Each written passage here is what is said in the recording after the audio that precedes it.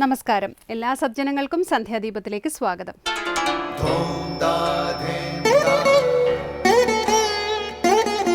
ശുഭം ഭവതു കല്യാണമായുസാരോഗ്യവർദ്ധനം സർവദുഃഖ വിനാശായ സന്ധ്യാദീപം നമോസ്തുതേ. നാമം ജപായനം പുണ്യം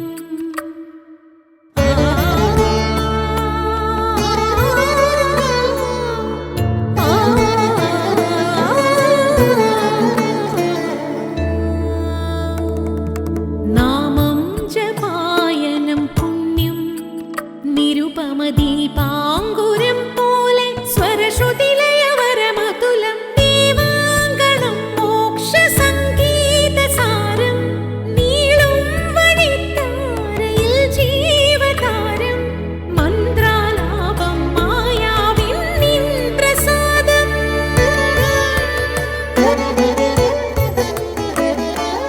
ഇരുൾ നീങ്ങിയുണരുന്ന തെളിനാളദീപം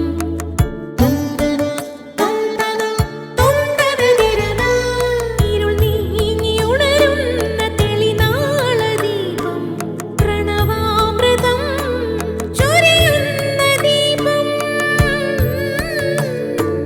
ദീപം ദീപം ദീപം ദീപം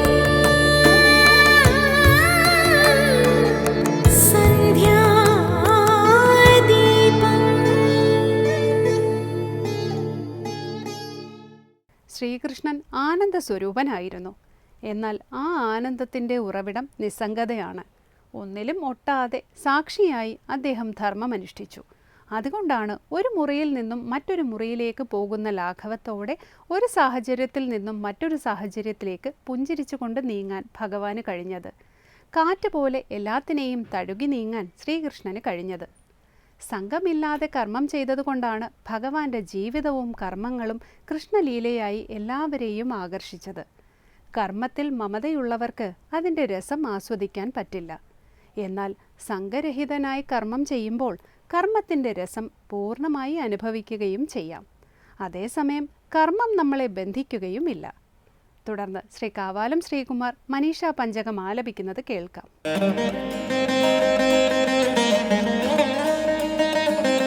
ശശ്വന്നശ്വരമേവ വിശ്വമഖിലം നിശ്ചിത്യ വാചാ ഗുരോഃ നിത്യം ബ്രഹ്മ നിരന്തരം വിമൃശതാ നിർവ്യാജശാന്താത്മനാ ഭൂതം ഭാവി ച ദുഷ്കൃതം പ്രദഹതാ സംവിന്മയേ പാവകേ പ്രാരബ്ധായ സമർപ്പിതം സ്വവപുരിത്യേഷ മനീഷാ മമ.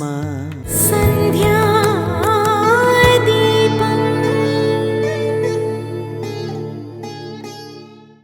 ഇനി ശങ്കര സ്തോത്രാമൃതം.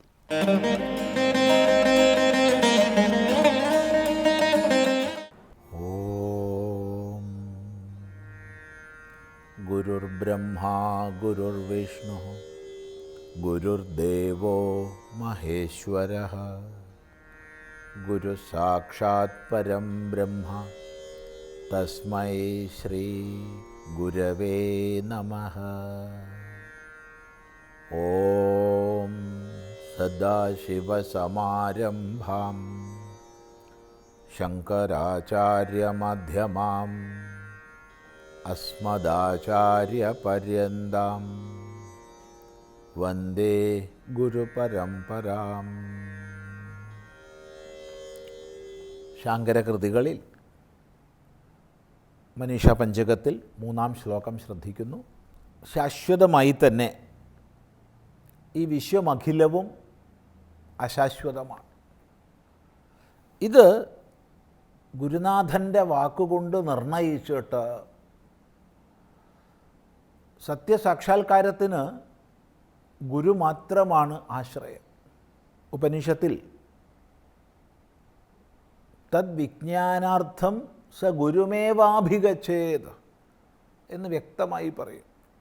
ആ പരമമായ സത്യത്തെ സാക്ഷാത്കരിക്കുന്നതിന് വേണ്ടി ഗുരുവെ തന്നെ പ്രാപിക്കണം എന്ന്.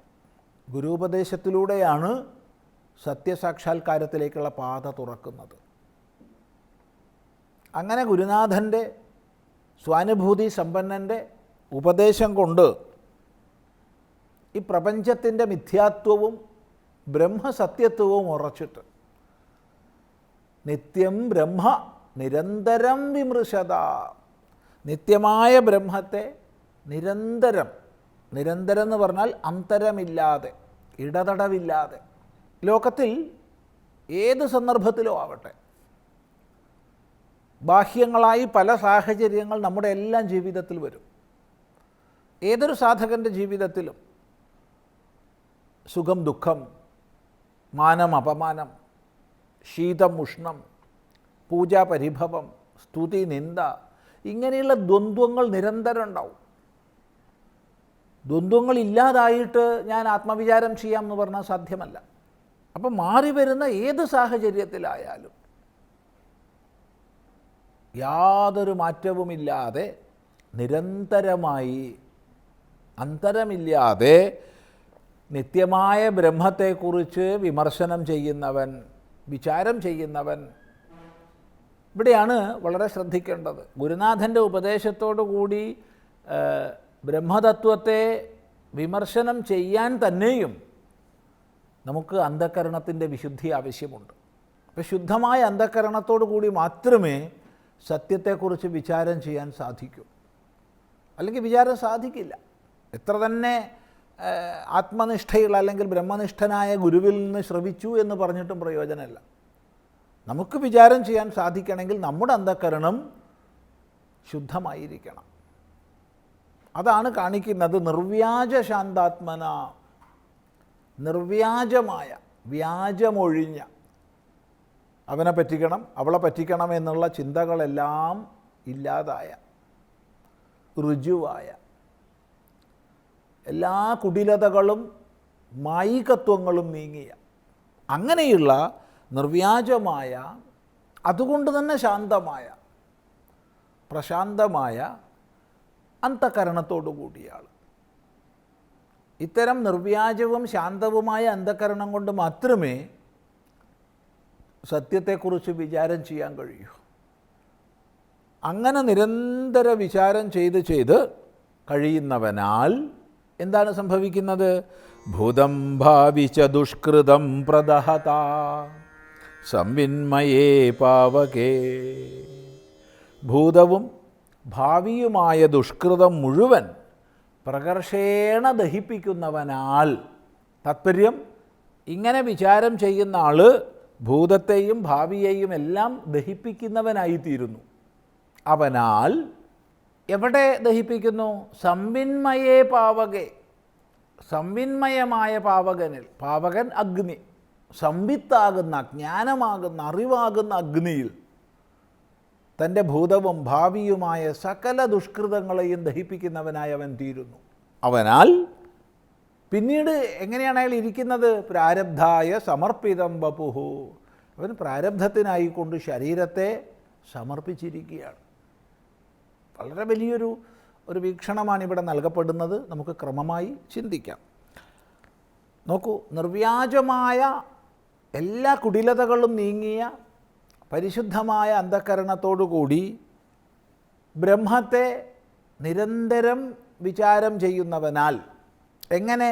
ഗുരുവിൽ നിന്ന് ശ്രവണം ചെയ്ത് ഈ പ്രപഞ്ചം മുഴുവൻ മിഥ്യയാണെന്നും നശ്വരമാണെന്നും ബ്രഹ്മം മാത്രമാണ് നിത്യമെന്നും അറിഞ്ഞ് നിശ്ചയിച്ച് വിചാരം ചെയ്യുന്നവൻ. അങ്ങനെയുള്ള ആൾ ഭൂതവും ഭാവിയുമായ സകല ദുഷ്കൃതങ്ങളെയും പ്രകർഷേണ ദഹിപ്പിക്കുന്നവനായി തീരുന്നു. ഭൂതവും ഭാവിയും എന്ന് പറഞ്ഞാൽ അതിൽ വർത്തമാനം ഉൾപ്പെടുമെന്ന് പറയേണ്ടതില്ലല്ലോ. കാരണം ഈ കാലത്തെ സംബന്ധിച്ച് ആപേക്ഷികമാണ് കാലം, തീർത്തും ആപേക്ഷികമാണ്. നമ്മൾ ഭൂതം, വർത്തമാനം, ഭാവി എന്ന് പറയുന്നത് തീർത്തും ആപേക്ഷിക തലത്തിലാണ്. ഇപ്പോൾ വർത്തമാനം എന്ന് നമ്മൾ പറയാൻ തുടങ്ങുമ്പോഴത്തേക്ക് വർത്തമാനം കഴിഞ്ഞ് ഭൂതമായി. അപ്പോൾ അങ്ങനെ ചിന്തിക്കുമ്പോൾ വർത്തമാനകാലം ഉണ്ടോ? ഉണ്ട് എന്ന് നമ്മളൊക്കെ പറയും. നമ്മുടെ എല്ലാ അനുഭവമാണ് വർത്തമാനകാലം ഉണ്ടെന്നുള്ളത്.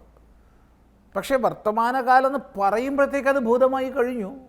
നിരന്തരമായ കാലപ്രവാഹത്തിൽ നമുക്ക് ഭൂതം, വർത്തമാനം, ഭാവി എന്ന് വ്യവഹാരത്തിന് വേണ്ടി തരംതിരിക്കാം എന്നല്ലാതെ ഇന്നത് ഭൂതം, ഇന്നത് വർത്തമാനം, ഇന്നത് ഭാവി എന്നൊന്നും നമുക്ക് നിരപേക്ഷമായി പറയാൻ കഴിയില്ല.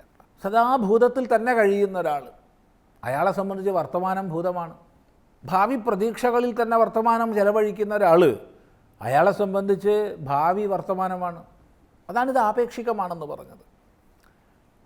ഏതായാലും കൊള്ളാം, ഭൂതവും ഭാവിയുമായ സകല കർമ്മങ്ങളെയും താൻ ചെയ്തതിൻ്റെ ഫലമായി